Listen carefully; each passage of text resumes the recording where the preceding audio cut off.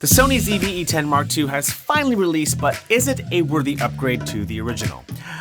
This is a donut. I sent back the camera already, but I had to hold something.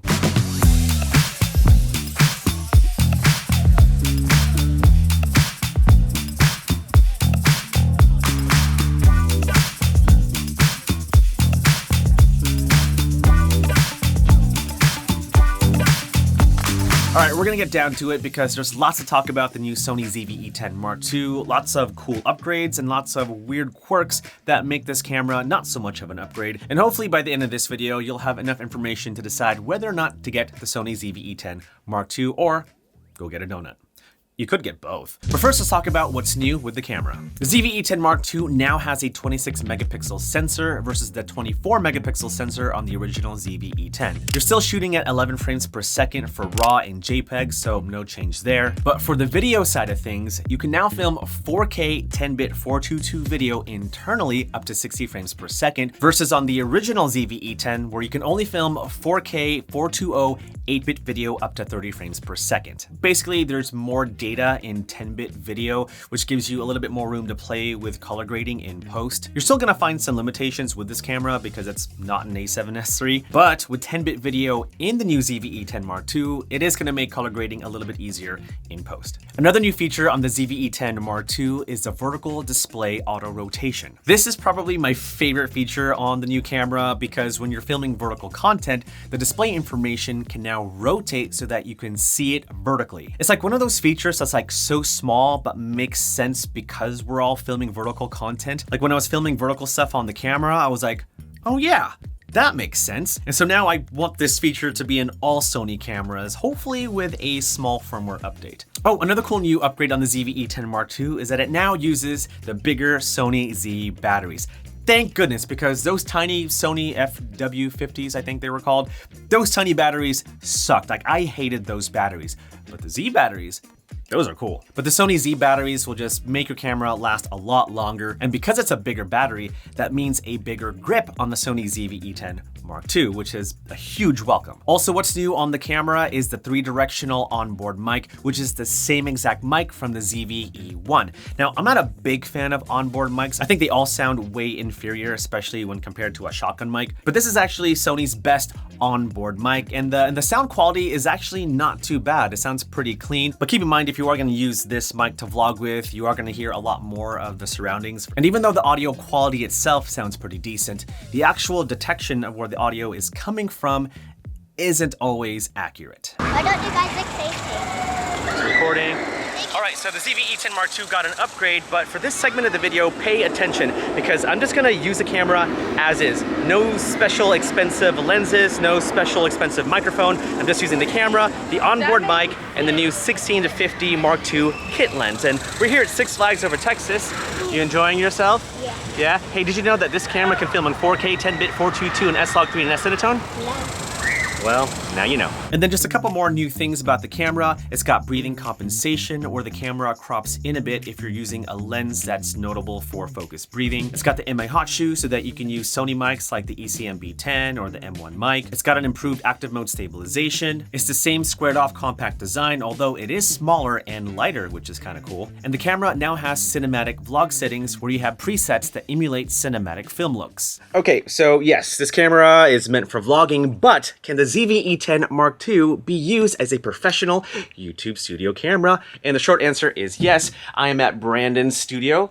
There's Brandon over there. He makes a lot of great tech reviews, sometimes lingerie reviews. What? Anyway, we're gonna use the ZV-E10 Mark II, compare it with the Sony FX3 and a mid-tier camera like the A7C Mark II, and just show you how well this camera can be used as a studio camera.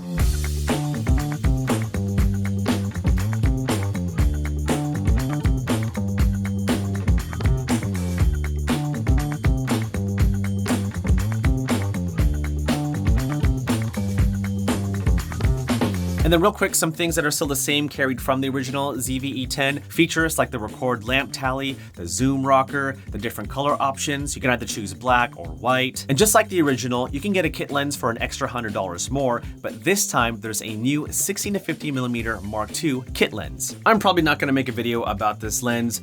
Overall, it's better than the original. Still kinda meh.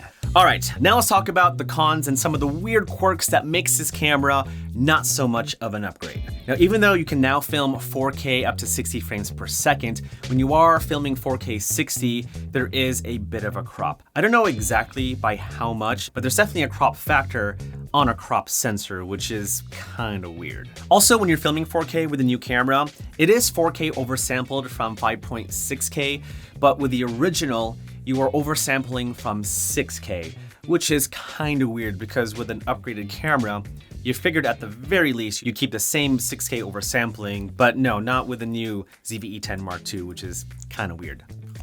Also, what's weird are these doors for the ports. Like, they're kind of flimsy and I really hate putting them back on. And the body itself feels a little plasticky for a more expensive camera. That's pretty much it for all the weird quirks about the camera. I did have a very positive experience using this camera. Like, I really love how small and compact the camera body is. Like, it fits so nicely in my sling bag. I thought the footage overall shot with the camera looked great. It was nice to color grade with. And I love the new vertical display rotation. Like, that feature is so cool, and I really hope that it's implemented in all Sony cameras. Like, come on Sony, just do that for us. Also, the battery life was pretty great. Like, I didn't do a full-on battery test, but I did film for about an hour in 4K 10-bit 422 video. And honestly, I feel like filming for an hour straight should suffice for the majority of people. And so yeah, overall user experience, great. And also it's worth noting that the E-mount system is just so nice, especially if you plan to upgrade to a better camera in the future. Like the ZV-E10 Mark II, I feel like it's a great base camera for